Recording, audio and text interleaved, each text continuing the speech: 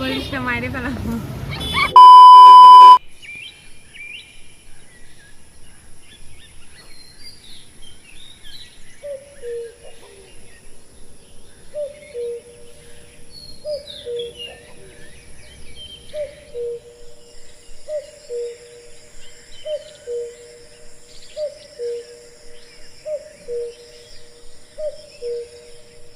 তো বন্ধুরা এখন বাজে ভোর 5:30। তো আমি 5টার দিকে ঘুম থেকে উঠেছি। আর দেখো এখানে মা দিদি এখনও ঘুমাচ্ছে, ওরা ঘুম থেকে উঠেনি। তো আমি এখন কাজবাজগুলো স্টার্ট করে দিব। তো চলো ভিডিওটা তোমরা দেখতে থাকো। Good morning friend, welcome back to my channel Archi's ব্লগে তোমাদের অনেক অনেক স্বাগত। তো বন্ধুরা কেমন আছো? আশা করছি ভালো আছো, সুস্থ আছো। আর আমিও ভালো আছি আর সুস্থ আছি। সকাল সকাল কাজবাজ স্টার্ট করে দিয়েছি। তো অনেকদিন পরেই সকালবেলা ভোরবেলা ঘুম থেকে উঠেছি, দেখতেই পাচ্ছ। তো আমি উঠোনটা ঝাড় দিয়ে নিচ্ছি ভালো করে, আর এই সাইডে পাতাগুলো জমিয়ে রাখছি, কেন কি যখন বৃষ্টি হচ্ছিল কিছুদিন থেকে ওখানেই জমানো হয়েছিল, ওগুলো ফেলতে হবে। তো এবার আমি উঠোন ঝাড় দিয়ে দেখো বাসন মাজতে চলে এসেছি। আর সকালবেলা না কাজ করতে দেখি ভালোই লাগছে, খুব একটা খারাপ লাগছে না। প্রথমে ভেবেছিলাম যে ঘুম থেকে তো উঠলাম, আমার কি এনার্জি লাগবে, কিন্তু না, দেখছি না, সকালবেলা ঘুম থেকে উঠে ভালোই এনার্জি পেয়ে গেছি। কাজবাজও স্টার্ট করে দিয়েছি, খুব আনন্দে কাজবাজ করছি। যাই হোক চলো, দেখো এদিকে বাসন মাজতেও চলে এসেছি, বাসন মাজা হয়ে গেছে। তো এবার আমি বোতলগুলো ধুয়ে নেব। তো আরও বোতল আছে, সেগুলো দাদার ঘরে আছে, যেহেতু দাদারাও ঘুম থেকে উঠেনি। তো ওই বোতলগুলো আমি আনতে পারিনি। তো আজকে তো সোমবার, এই কারণে বোতল টোতল সব কিছু ধুয়ে নিচ্ছি। আর এদিকে দেখো আমার থালা বাসন ধোয়া, বোতল ধোয়া সব কমপ্লিট হয়ে গেছে। এখন আমি ঘরটাকে ভালো করে মুছে নেব। তো এদিকে দেখো ঘর মোছাও আমার প্রায় হয়ে এসেছে। এখনও ঘুম থেকে উঠেনি কিন্তু দিদি আর মা, না মা উঠেছে, দিদি এখনও উঠেনি। আর এখন আমি ব্রাশ দিয়ে চলে এসেছি। তো ব্রাশ করছি রাস্তাতে, তো আমার সাথে সাথে মাও আসলো, মা একটু ওইদিকে হাঁটতে গেল।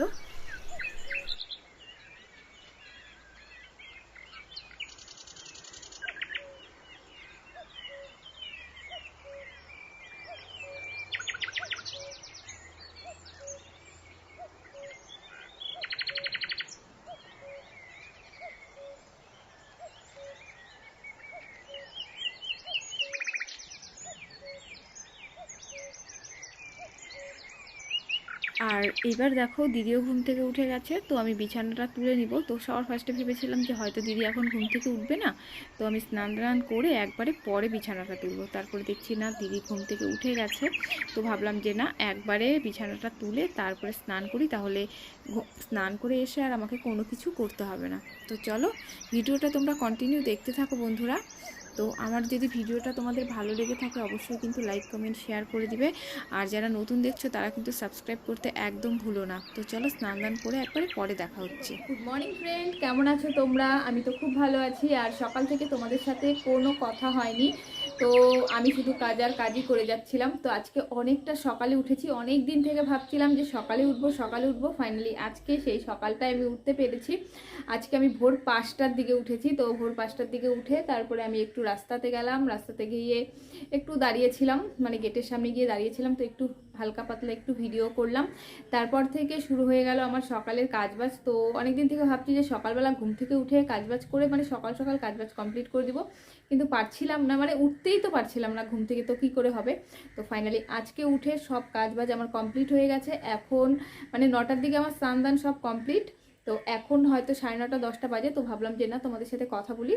তো স্নান করে একটু টাইম বসেছিলাম, তারপরে খেলাম, অ্যান্ড এখন তোমাদের সাথে কথা বলছি। তো এখন আমার সেইভাবে কোনো কাজ নেই। তো কালকের ভিডিওটা আমি এডিট করিনি, সেই ভিডিওটাই আমার এডিট করতে হবে। তো ভাবলাম যে তার আগে তোমাদের সাথে একটু কথা বলে নিই। তো সব তো কাজবাজ কমপ্লিট, এখন সেইভাবে তোমাদের সাথে শেয়ার করার কিছু নেই। তো মা ডাকছিল, কেন কি খেতে যাবে, ওই যেখানে আমাদের সবজি বুনেছে ওখানে সবজি আনার জন্য। তো আমাকেও বলছে চল। তো আমি গেলাম না, অনেকটাই রোদ আর গরম। আর সকাল সকাল মানে 5টার দিকে ঘুম থেকে উঠেছি, তখনই হালকা হালকা রোদ উঠে গেছে। তো ভাবো যে কতটা ভোর থেকে রোদ উঠে যায়। আর এইবার আমি একটু বসে থাকবো বলতে এবার আমি কালকের যে ভিডিওটা আছে সেটা এডিট করব। তো বেশি টাইম লাগবে না, 1 ঘন্টার মধ্যে কমপ্লিট হয়ে যাবে আমার এডিট করা। তো চলো একবারে তোমাদের সাথে পরে কথা বলছি। এখন তো সেইভাবে কোনো কাজবাজ নেই, কি শেয়ার করব তোমাদের সাথে। তো পরে তোমাদের সাথে অন্য কাজবাজ নিয়ে ফিরে আসছি। তো বন্ধুরা তোমাদের তো বললামই যে এখন আমি ভিডিওটা এডিট করব, কিন্তু এখন করা হবে না। এখন হচ্ছে আমি একটু সকালের একটু খাবার বানাবো। ভাত তো হয়ে গেছে, তো ভাতের সাথে কিছু একটা বানাতে হবে। বৌদি বানাচ্ছিল, কিন্তু বৌদি হচ্ছে মায়ের সাথে গেল ওইখানে, মানে আমাদের সবজি খেতে ওখানে গেল সবজি নিয়ে আসতে। তো এই কারণে হচ্ছে আমি বানাবো, কেন কি 10টা এখন বেজে গেছে, দাদা 10:30টার দিকে খেতে আসবে। তার কারণে ওদের আস্তে আস্তে তো আধ ঘন্টা লেগেই যাবে, ওখানে যাবে হেঁটে হেঁটে, তারপরে সবজি তুলবে, তারপরে নিয়ে আসবে। তো চলো রান্না করতে যাই আমি। তো বন্ধুরা দেখো রান্নাঘরে চলে এসেছি, আর এখানে হচ্ছে ডাল আছে প্রেসারে। দাঁড়াও লাইটটা দিয়ে নিই। তো এখানে আছে ডাল, প্রেসারে ডাল ফুটছে, সেদ্ধ তো হয়ে গেছে, এমনি জলটাকে ফুটাচ্ছি, ফোড়ন দেবো। আর এই সাইডে আছে কড়াই। তো সবার ফার্স্টে আমি ডালটাকে ফোড়ন দিয়ে নিব, তারপরে অন্য কিছু রান্না করব। শুকনো লঙ্কা দিয়ে দিচ্ছি ফোড়নে।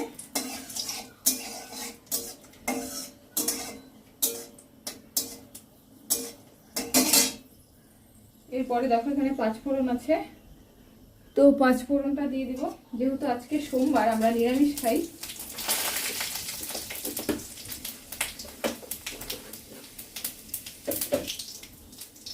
দেখো ফোড়নটা ভাজা হয়ে গেছে, এখন এতে দিয়ে দেবো আদা। তেজপাতাটা দিতে ভুলে গেছিলাম, তো এই যে একটা তেজপাতা ছিঁড়ে দিয়ে দিচ্ছি। তো এবার ভালো করে আমি কি বলছি, ভালো করে ভেজে নিব। ফোড়নটা আমার ভাজা হয়ে গেছে, এবার ফোড়নটা আমি হচ্ছে দিয়ে দিব ডালের মধ্যে।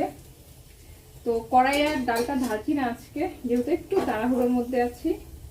তো ফোড়নটা এইভাবে দিয়ে দিব এবার।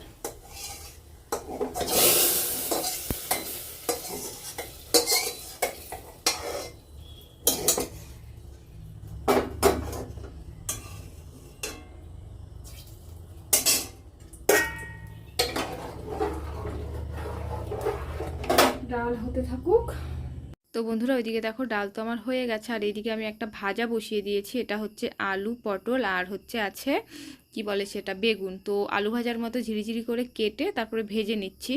তো সকালবেলা ডাল আর এই ভাজা দিয়ে আজকে খাওয়া হবে। আর এইদিকে দেখো আমার ভাজাটা হয়ে এসেছে। তো ভাজার মধ্যে আমি একটু ধনেপাতা দিয়ে দিয়েছিলাম লাস্টে, যেটা তোমাদের সাথে একদমই শেয়ার করিনি।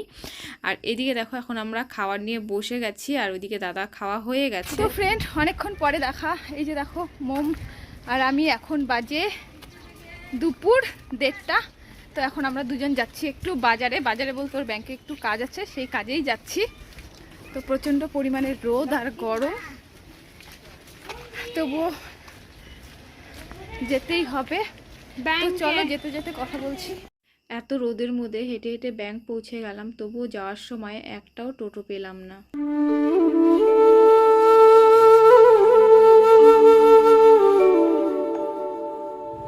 তো ফ্রেন্ড আমরা ব্যাংকে থেকে আবার বাড়ি চলে যাচ্ছি। ব্যাংকে এসেছে আমার বোন, কিন্তু চুপ করো, বলিস চলে যাচ্ছি তো, বলিস না মাইরে ফেলাম।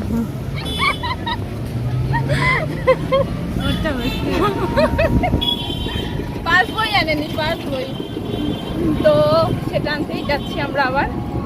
তো চলো যাই, কি আর করবো এই রোদের মধ্যে।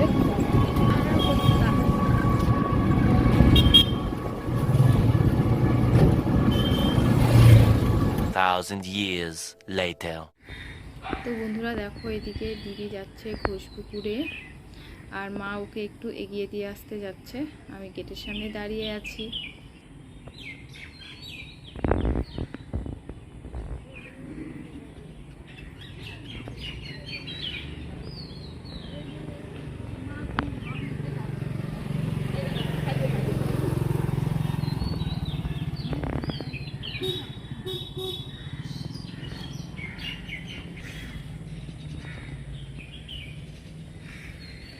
হ্যালো ফ্রেন্ড, তোমাদের সাথে সেই যে দুপুরবেলা কথা হয়েছিল, যখন আমি আর মোম বাজারে গেছিলাম, তারপর আর কোনো কথা দেখা কোনো কিছু হয়নি।